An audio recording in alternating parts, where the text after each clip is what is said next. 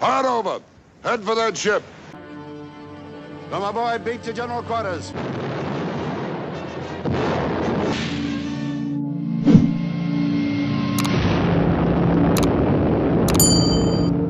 Selamat datang di Bioskop Jadul. Episode kali ini, Bioskop Jadul akan mengajak Anda menjelajahi film klasik tahun 1954, 20,000 Leagues Under the Sea. Sebuah petualangan bawah laut yang diadaptasi dari novel legendaris Jules Verne. Kisah ini membawa kita ke era kejayaan maritim, di mana desas-desus tentang monster laut misterius membuat dunia gempar. Seorang profesor, asistennya, dan seorang pemburu paus ditugaskan untuk mengungkap kebenaran di balik makhluk mengerikan itu, serta menyaksikan keajaiban dan bahaya dari dunia bawah laut yang belum pernah terjamah manusia. Digarap oleh sutradara Richard Fleischer bersama bintang utama Kirk Douglas, James Mason, Paul Lucas, Peter Lorre.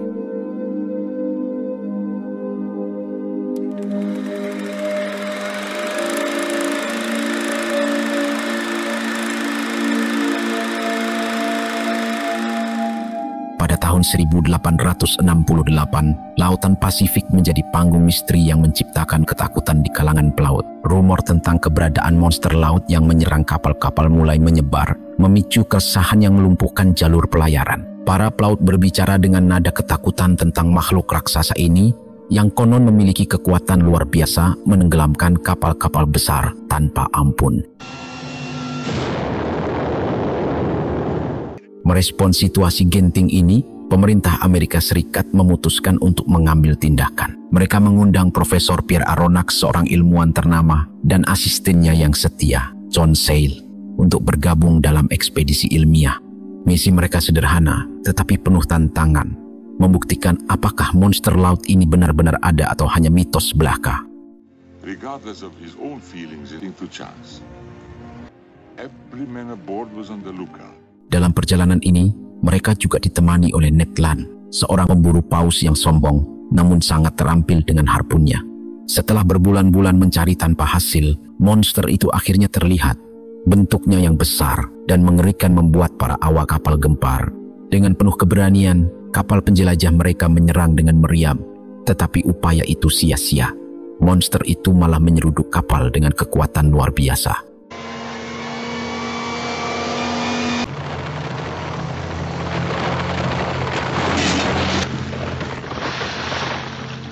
Serangan tersebut membuat Profesor Aronnax dan Ned Land terlempar ke laut. John Sayles yang setia kepada atasannya melompat menyelamatkan Profesor. Sementara itu, kapal mereka terbakar dan melayang tanpa daya. Tidak ada yang menjawab teriakan mereka meminta bantuan. Ketiganya pun hanyut di laut terbuka, terombang-ambing tanpa harapan, hingga akhirnya mereka menemukan sebuah objek logam besar yang aneh. Who could have got? You mean a submerging boat? Ahoy! Saat diperiksa lebih dekat, mereka menyadari bahwa monster itu sebenarnya adalah sebuah kapal selam buatan manusia. Sebuah kapal penyelam yang jauh melampaui teknologi zaman itu. Di dalam kapal tersebut, mereka menemukan jendela besar yang menghadap ke bawah laut. Dari sana, Profesor Aronnax menyaksikan pemandangan luar biasa. Sebuah pemakaman bawah laut. Momen itu menjadi awal dari petualangan yang belum pernah mereka bayangkan sebelumnya.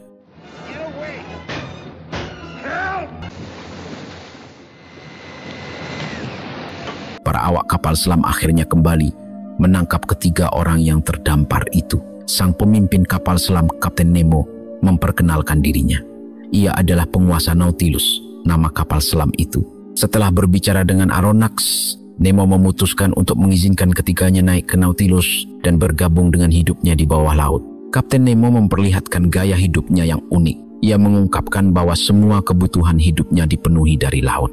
Makanannya berasal dari hasil laut, dan ia bahkan memiliki ladang bawah laut tempat ia berburu dan bertani.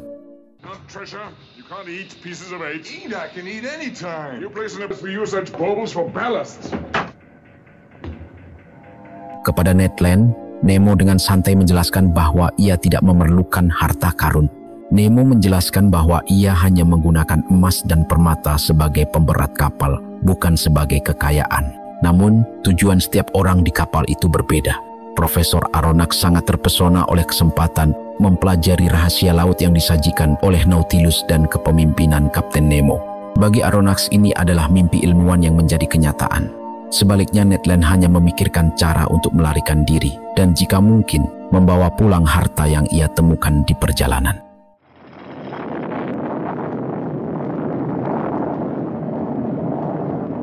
Petualangan mereka membawa mereka ke banyak tempat menakjubkan, termasuk Pulau Rurapente. Kapten Nemo mengungkapkan bahwa pulau ini adalah koloni penjara. Ia sendiri pernah menjadi tahanan di sana bersama banyak anggota krunya. Dari kejauhan, mereka menyaksikan para tahanan bekerja memuat senjata di atas kapal misi militer.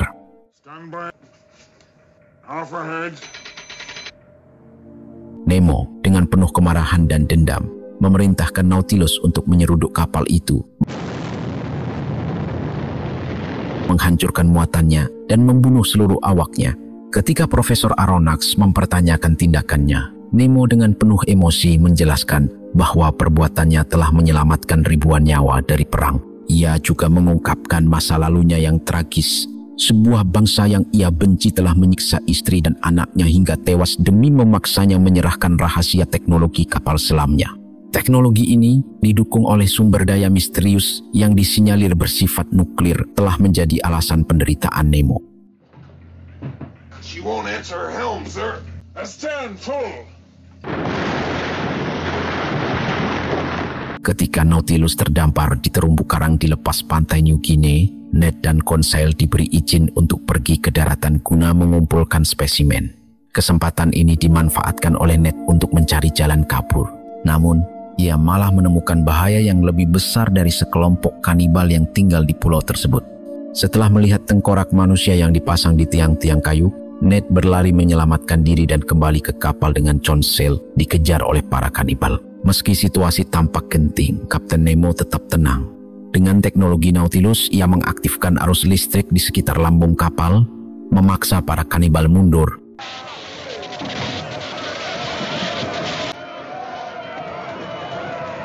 Namun tindakan impulsif Ned yang tidak mematuhi perintah membuat Nemo marah dan memenjarakannya di ruang tahanan kapal. Masalah semakin membesar ketika Nautilus bertemu dengan kapal perang yang mulai menyerang mereka. Dalam upaya menghindari bahaya menyelam lebih dalam, tapi di kedalaman laut mereka justru bertemu musuh yang lebih mengerikan, seekor gurita raksasa.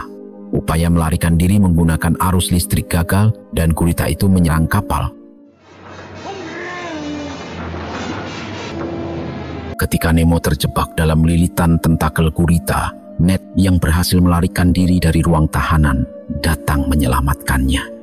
Dengan keberanian luar biasa, Ned berhasil membebaskan Nemo dari bahaya. Insiden ini membuat Nemo mulai melihat Ned dengan pandangan berbeda. Ia bahkan mengaku ingin berdamai dengan dunia luar. Namun, perjalanan mereka menuju markas rahasia Nemo di Vulcania menghadirkan tantangan terakhir. Ketika mereka tiba, Nemo menemukan pulau itu dikelilingi oleh kapal perang. Para marinir sudah mendekati tempat persembunyian Nemo untuk merebut teknologi Nautilus. Nemo dalam upaya terakhir menanam bom di markasnya untuk menghancurkan semua bukti tentang teknologi yang ia miliki. Sayangnya, Nemo terluka parah dalam proses tersebut.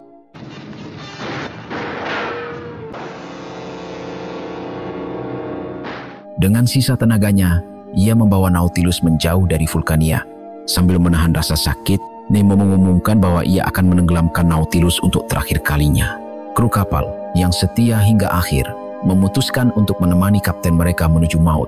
Di tengah kekacauan, Ned berhasil keluar dari kabinnya dan membawa Profesor Aronnax serta Conseil ke permukaan. Dalam prosesnya, Ned harus memukul Aronnax yang ingin menyelamatkan jurnalnya, dokumen penting yang mencatat seluruh perjalanan mereka.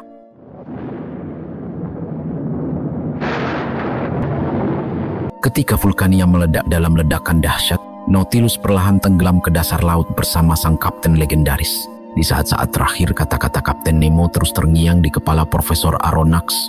Ada harapan untuk masa depan, dan ketika dunia siap untuk kehidupan baru yang lebih baik, semua ini akan terjadi pada waktunya atas kehendak Tuhan. Meski kehilangan Nautilus dan Kapten Nemo, Aronnax, Ned, dan Conseil selamat dari petualangan luar biasa ini. Mereka kembali ke dunia atas dengan membawa kenangan tentang lautan yang belum terjamah dan sosok Kapten Nemo, seorang pria jenius yang tragis yang hidup dan mati dengan penuh misteri, dan film pun berakhir.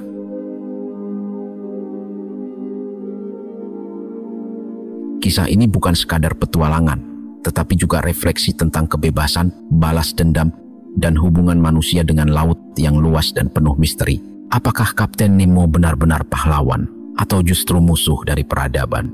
Film ini meninggalkan banyak pertanyaan yang menggugah pikiran.